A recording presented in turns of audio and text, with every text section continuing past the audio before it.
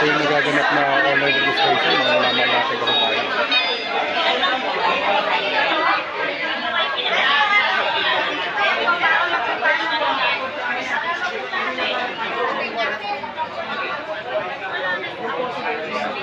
So yun nga po, no, kailangan po makapag-rehistro nationwide ang mga senior citizen ng mga 8 to 9 million na registration para sa National Commission of Senior Citizen, para maibaba na po at ma-enjoy na po ng ating mga senior citizen ang 43 billion, no, na health benefits sa ating mga minamahal na senior citizen. So suportahan po natin ang programa ng National Commission of Senior Citizen.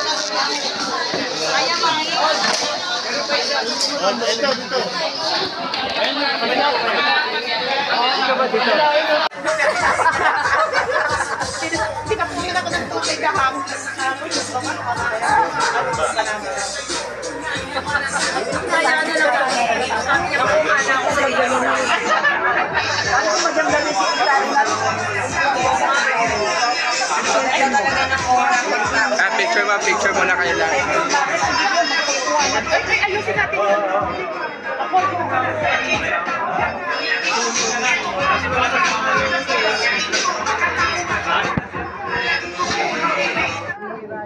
Naiyak na si nanay, oh.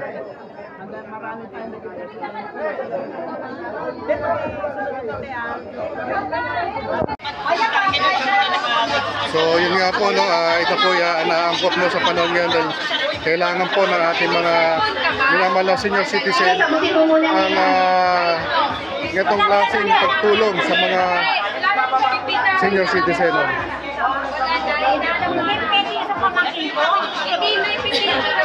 Sir, magandang araw po. Ano po masabi nyo sa programa ng ating senior citizen?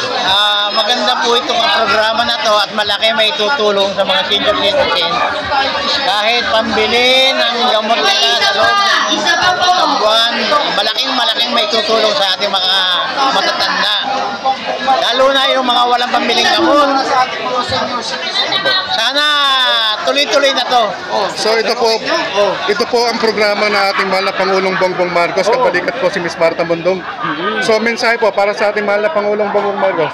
Sana Presidente, tuloy-tuloy ang gawa mong pagtulong, lalong-lalo na sa mahihirap at sa matatanda.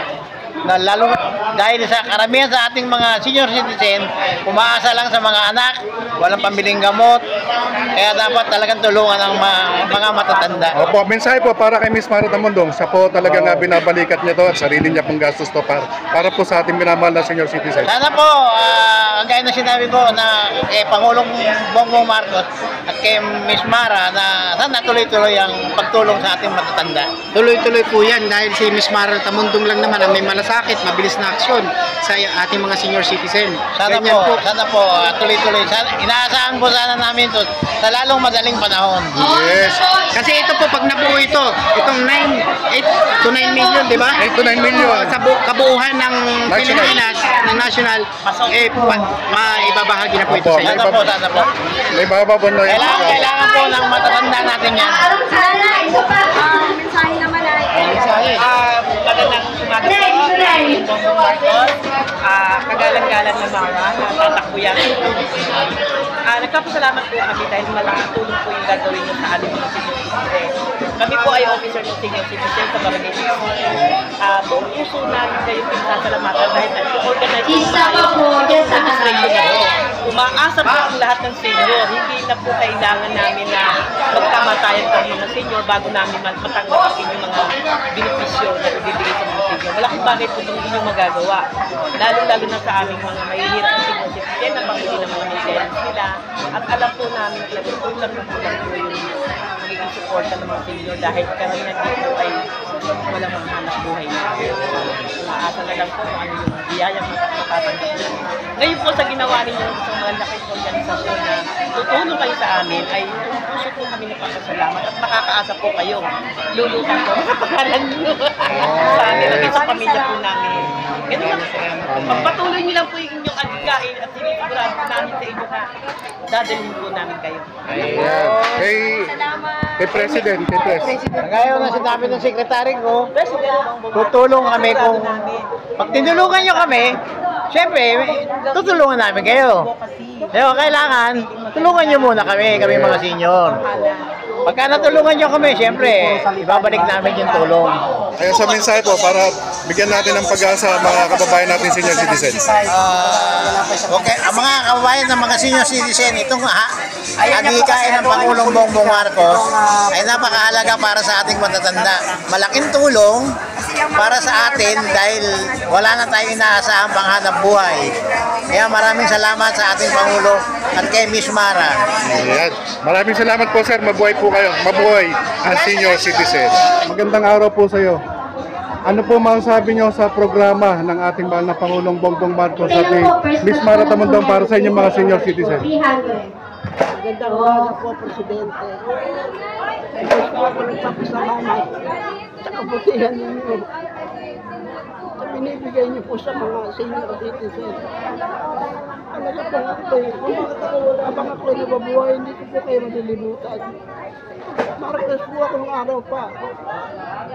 Kaya po talagang pinoto kong tatay niyo. Salamat po. Kaya lang wala po ako talaga matikilan. May kumalik po nagpupuk sa akin. Iwalay na po ako sa asawa. Wala po akong anak. Napakabuti po namin ang bomba. Magaling nagabayan po kayo ni Lord. Thank you po ng maraming. So, naramdaman niyo po ba na ang tunay na pag-asa at malasakit ni Miss Mara Tamundong at ni Pangulong Opo, Bongbong Marcos? talaga po naramdaman ko. Hanggang ngayon nga po, talaga nanlalamig pa ako sa tuwa. Ba't po kayo naiyak? Naiyak po ako sa galak sa tuwa. Siyempre, bihira po yung ganyang presidente nagbibigay. Ang dami na naging presidente, ngayon lang po ako nakatikim ng ganito. Ito po, sariling gastos po ito ni Miss Mara Tamundong para sa inyo. Salamat ang marami presidente. Yes, opo. Tapos yung meron po tayong may budget na po na 43 billion para po sa inyong mga senior citizen, para po sa inyong mga health benefits. Kaya napakapalad nyo dahil meron na po tayong ganitong programa. Ang mensahe po para po kay Pangulong Bongbong Marcos. Masasabi ko lang po, presidente, tuloy niyo po yan. Napakaganda po ng inyong mungkahin ganito sa ating bayan. Nagabayan po kayo ni Lord. Hindi ang pamilya ninyo. Maraming salamat po. Mensahe po para kay Miss Mara Tamundong. Pagpatuloy niyo po. Sa inyong kabutihan, Lord. Sa lahat-lahat po. Mga tumutulong. Salamat po. Sige po ma'am, maraming salamat po at asahan niyo po na ang tulong nito ay talagang may enjoy niya po. Na-enjoy po talaga. Sige po, God bless po.